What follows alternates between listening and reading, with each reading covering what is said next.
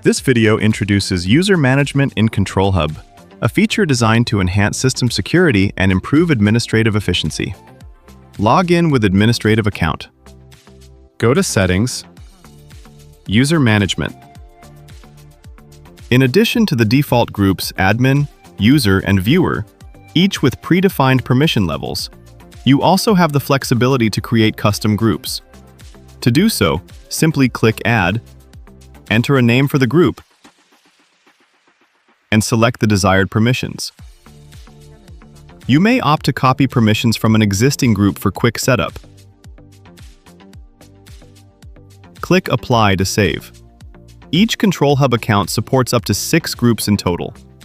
Now, let's move on to creating users. Click Add. Enter the username and password.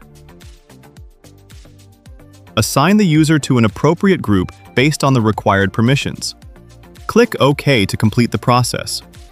Each Control Hub account allows for a maximum of 30 users. User permissions can interact with device permissions, defining certain users' access level to certain devices.